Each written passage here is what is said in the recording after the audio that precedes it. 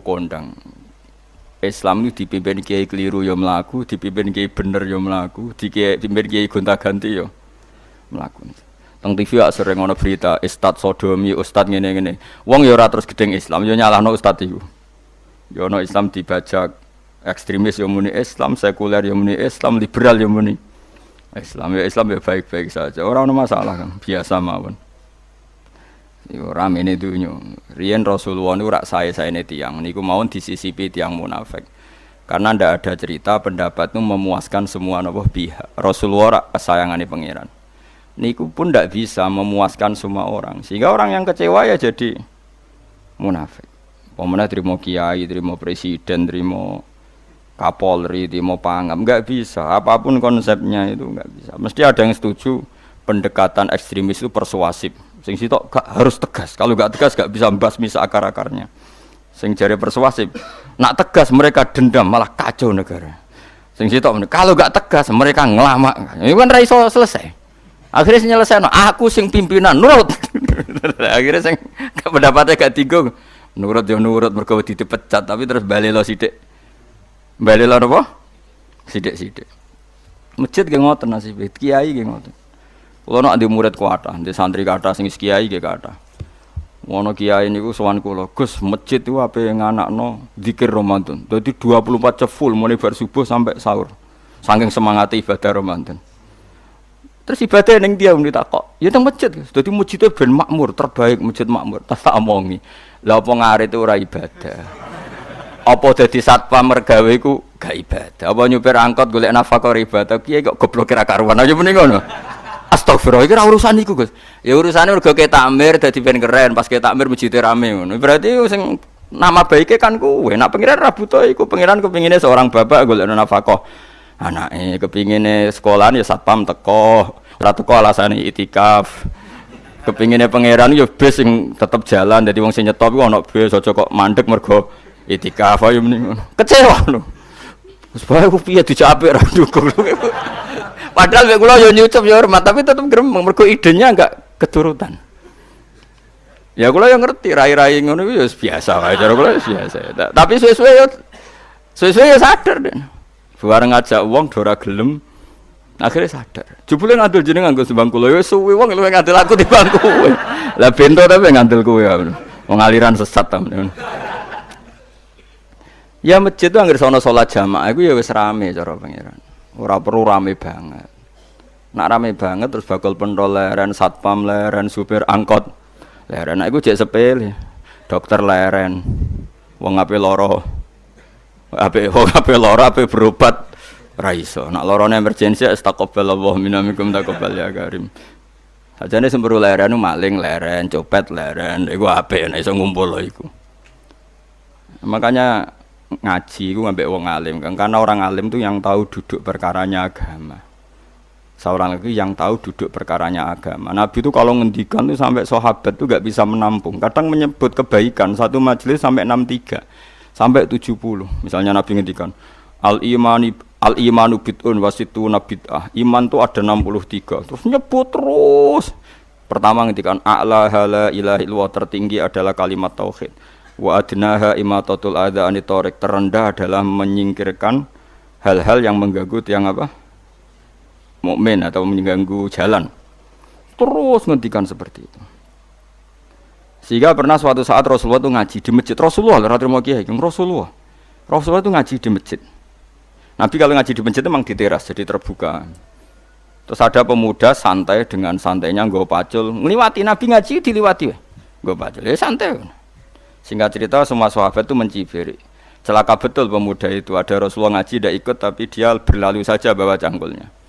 Kata Nabi, kamu jangan komentar demikian. Jika dia kerja menafkahi ibunya yang lemah atau anaknya yang lemah, dia juga ibadah dan itu juga sunnahku. Akhirnya sahabat mereka sadar. Jadi untuk meramaikan Islam itu tidak harus semuanya ngaji di masjid. Sing ape kerja ya ben kerja. Yang penting ora dadi germo. Ora pengedar narkoba itu. Nah, itu ora kerja Kang, perusakan. Jadi sebetulnya orang tuh enggak bisa mengatakan kerja mau pengedarkan narkoba itu ndak, pengerusakan itu namanya. Tapi kayak adol pentol terus hal-hal yang halal itu namanya apa? Kerja. Dan kerja itu ibadah. efek dari perikiran ulama yang seperti ini, akhirnya masjid daerah ulama itu sepi-sepi. Mergo ngomong ngono terus wong wae nak ngono ora perlu ning masjid. Lah iku kesimpulane sing salah. Kok terus kesimpulane nak ngono ora perlu ning masjid bar saiki. Maksudnya orang ngono sing di aktivitas nggih monggo. Nek sing ada aktivitas timbang turu ning omah akhirnya aduk ibadah ning masjid aja aduk turu ning masjid. Nah, akhirnya daerah-daerah tertentu sing akeh ulama mesti masjidnya sepi, tak jamin. Jajal gitu delok ning Rembang. Oh, tambah sepi. Karena ulama cara berpikir, jong kerja ya ibadah, ngernet ya ibadah, mulang ya ibadah. Akhirnya mau masjid pas tarawih. Iku yang golek sing cepet. Tapi kunane kuno, Nabi sekalipun itu yang namanya orang yang mendengar, tetap ada yang menolak. Konsep perang di luar kota itu kan secara teori militer itu rasional. Bikin kontak ya rasional. Tapi orang yang berpendapat tadi, ya Rasulullah kita di rumah saja, itu ya gelo. Kayak tadi, orang yang ingin memakmurkan masjid kemudian, kan saya seperti itu ya gelo. Kalau pikiran saya, suatu saat dia sadar, intinya sadar, terus sowan saya sadar. Karena ya muridnya ada murid beda angkatan ya, dia semi-semi teman sama saya. Tak omongin ngene, Cong, kowe nak pancen seneng masjid tenan, masjid itu aja dadi problem bagi umat. Misalnya gini, aja sampai kenapa ora nyupir angkot demi nak mirno masjid, kenapa ora tugas satpam demi makmurno masjid. Berarti masjid ini menjadi problem penghalang dari sistem sosial ekonomi. Kowe seneng masjid darani problem. Kowe seneng masjid dianggap kambing hitam. Ya sudah, sholat jamaah saja, sholat jamaah di masjid.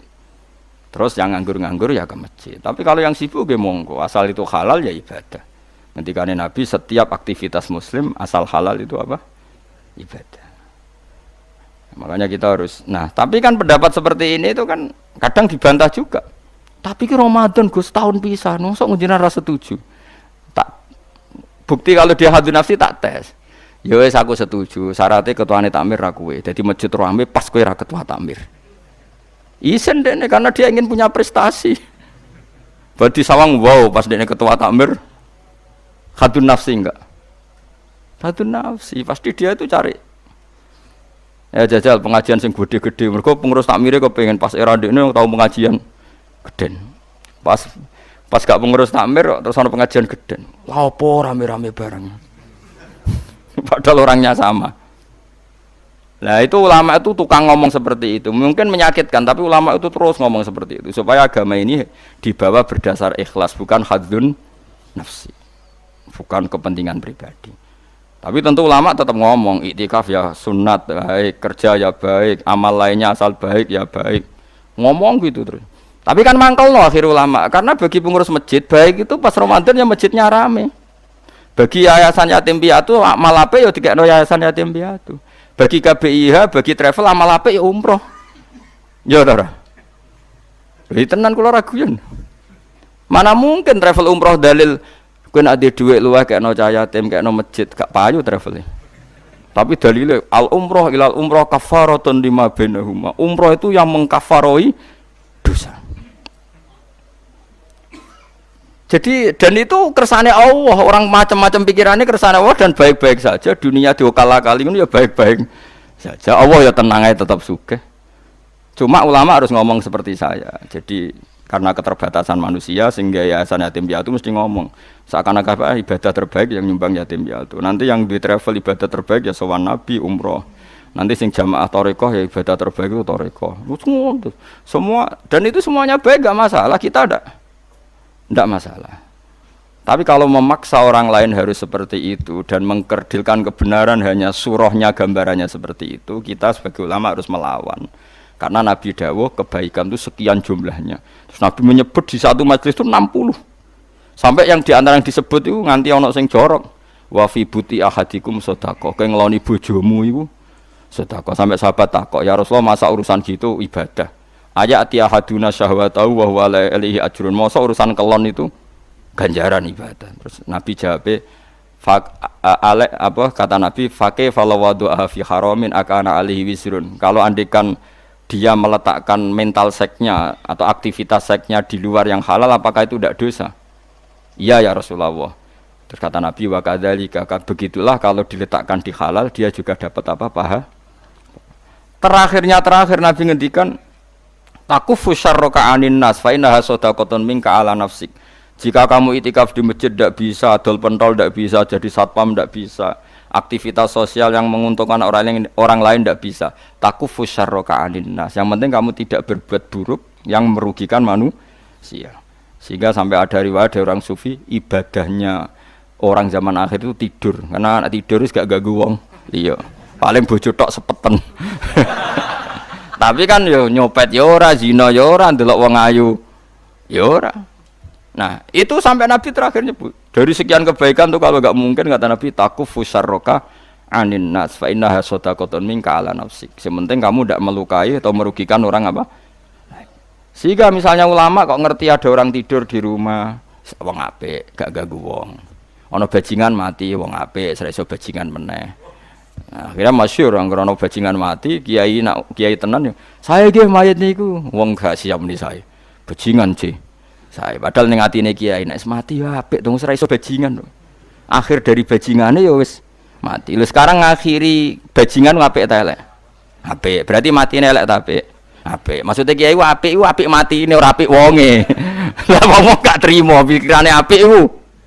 Wonge. Lah kiai wis ndake sepinter maksude. Apik nggih niki. Ngomong keberatan. Ayo mun apik. Ya sesuk kan wedi yo. Nggih apik.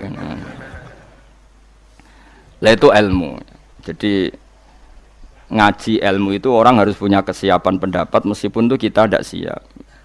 Wa wasa antakrahu syai'a wa huwa khairul lakum. Pendapat itu meskipun kamu kadang tidak cocok, bisa saja menurut Islam itu ini lebih apa? Baik. Karena tadi kebaikan itu sekian bentuk. Bisa ulang kebaikan itu sekian apa? Bentuk.